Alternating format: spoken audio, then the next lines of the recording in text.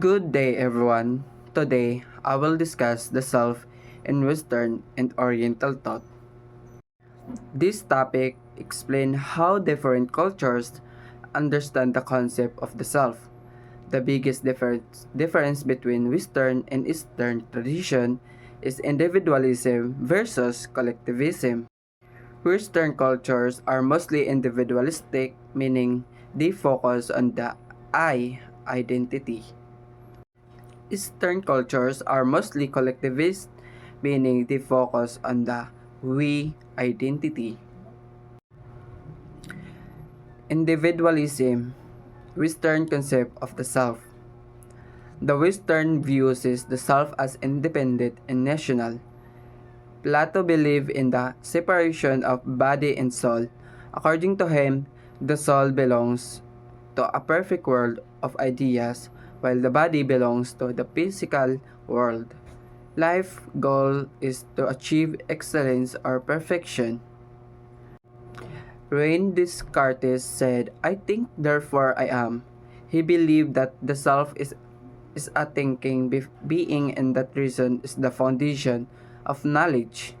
Immanuel Kant believed that a person must act according to moral laws that can be applied universally. There are characteristics of the Western self. Number one is focus on I identity. Second, independence. Third, self-reliance or self-reliance. Four, rational thinking. Five, personal achievement. Six, self-perfection. In summary, the Western self values autonomy, logic, and personal success. The Eastern concept of the self. The Eastern views the self as connected to others and grounded in spirituality. Confucius emphasized harmony and proper relationships. He taught important values like Li, which means proper conduct and rituals, and Ren, which means compassion and kindness, and Junzi, which refers to a morally superior person. And the Bhagavad Gita teaches that the true self can be discovered through meditation and spiritual growth. Characteristic of the Eastern self focus on we, which is the identity of a person, and the community, and also in community centered, harmony and cooperation, spiritual development, and self sacrifice for others. In summary, the Eastern self grows through relationship, compassion, and spiritual understanding. Good day, everyone. Today I'll be talking about the Western self and the Eastern self and how they compare. Let's start with the Western self. It has four main characteristics, which the first one is individualistic. This means the self is seen as separate from others. People are encouraged to focus on their own goals and what is best for themselves. Second is independent. The Western self values standing on your own, making your own choices, and not relying too much on others. Independence is seen as a sign of maturity and success. Now, third is rational. This means thinking logically and using reason to understand the world.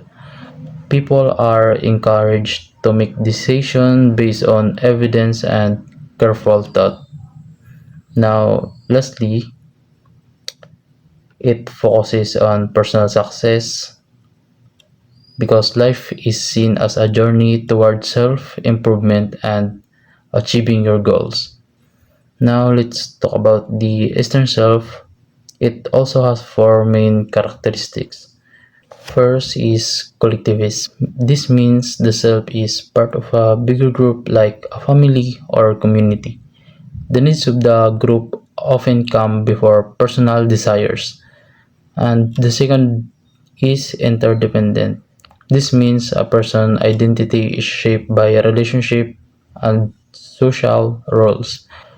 We are connected to others. And now spiritual. This means the Eastern self values inner growth, moral, and virtues like compassion and proper behavior.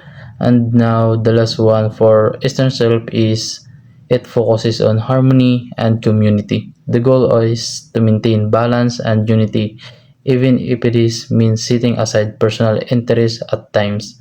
So, in conclusion, the Western tradition teaches independence and rational thinking, while the Eastern traditions teaches harmony and relation. Living both are important, and a balanced self combines independence with compassion and reason with spirituality.